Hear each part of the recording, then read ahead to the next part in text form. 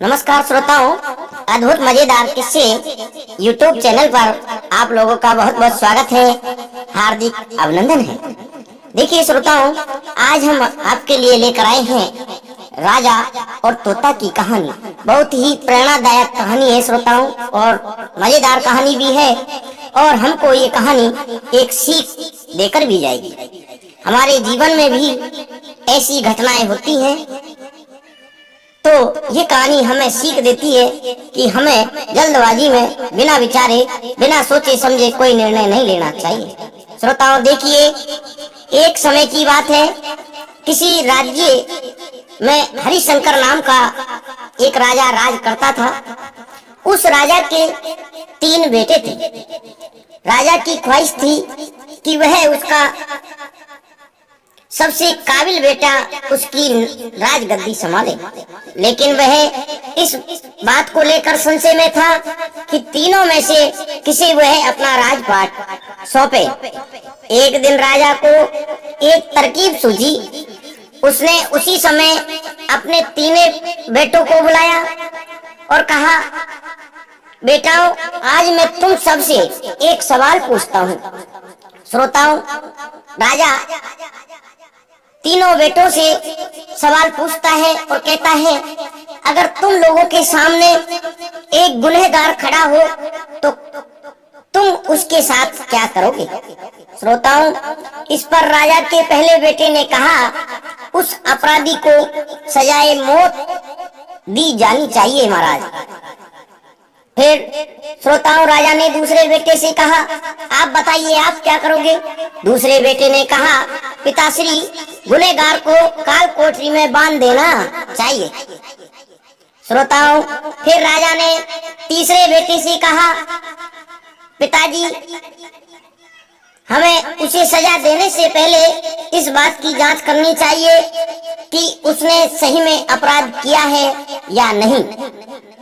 इस पर राजा का तीसरा बेटा श्रोताओं राजा से कहता है, पिताश्री, इसके उदाहरण के लिए मैं आपको एक कहानी सुनाना चाहता हूँ। यदि आप इजाजत दें तो मैं आपको एक कहानी सुनाऊं।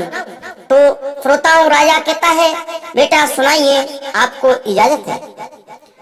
पिताश्री सुनिए, एक राजा था जिसके पास एक बुद्धिमान तोता था।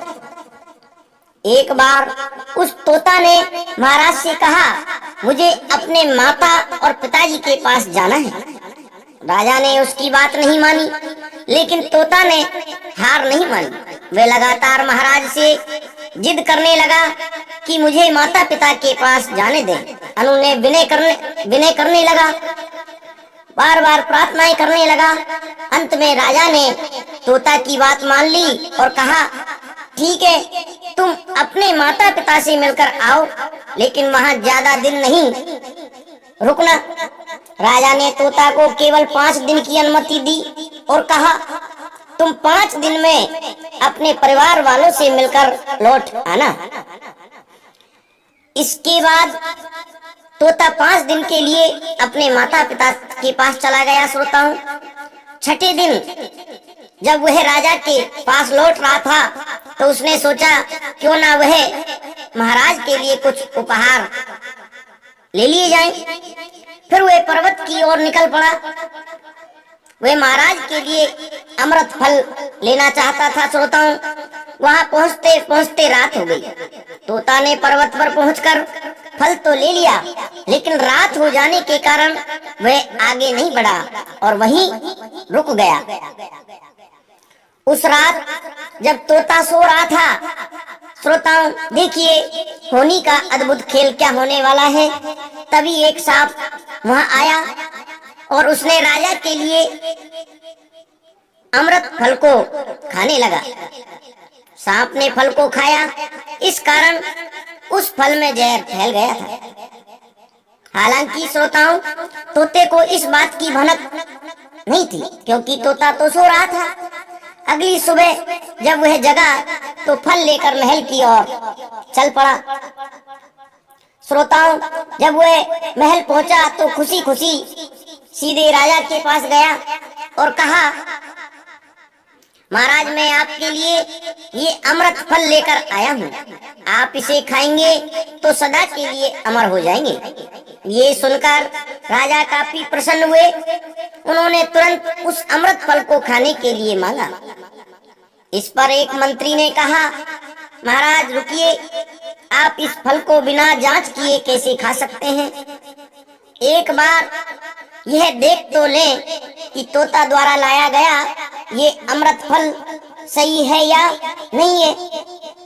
राजा उस मंत्री की बात से श्रोताओं सहमत हो जाते हैं और कहते हैं तुरंत इस फल को एक कुत्ते को खिलाया जाए।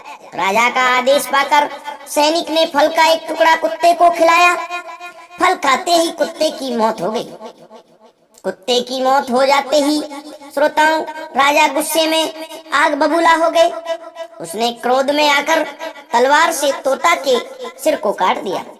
साथ ही श्रोताओं, फल को भी फेंकवा दिया गया।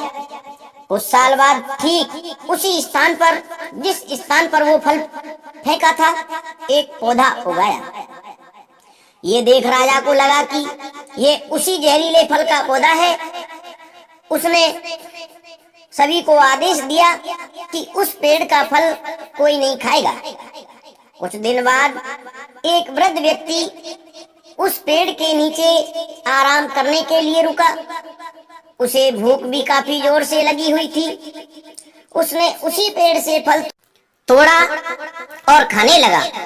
फल खाने के बाद वह बुढ़ा व्यक्ति एकदम से जवान हो गया। ये दृश्य श्रोताओं राजा देख रहे थे। राजा ने जब ये देखा तो वे आश्चर्यचकित हो गए, अचंभे में पड़ गए, ये कैसे हुआ? उसे समझ आया कि वह फल जहरीला नहीं था। उससे बहुत बड़ी गलती हो गई। उसने बिना सच्चाई जाने तोता को मार दिया। इसे लेकर उसे काफी पछतावा भी हुआ श्रोताओं। इसके लिए वो मन ही मन खुद को कोसने लगा।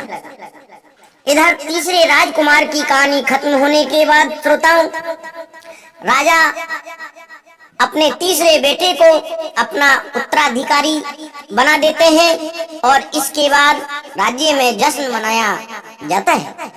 श्रोताओं, कहानी से हमें यह सीख मिलती है कि हमें कभी भी बिना जांच किए किसी को सजा नहीं देनी चाहिए और बिना सोचे विचारे हमें कोई निर्णय नहीं लेना चाहिए। हमें किसी भी निर्णय को लेने से पहले उसके दोनों पहलुओं, अच्छे और बुरे के बारे में अच्छे से गहन कर अध्ययन कर लेना चाहिए, सोच लेना चाहिए, सलाह मशविरा कर लेना चाहिए।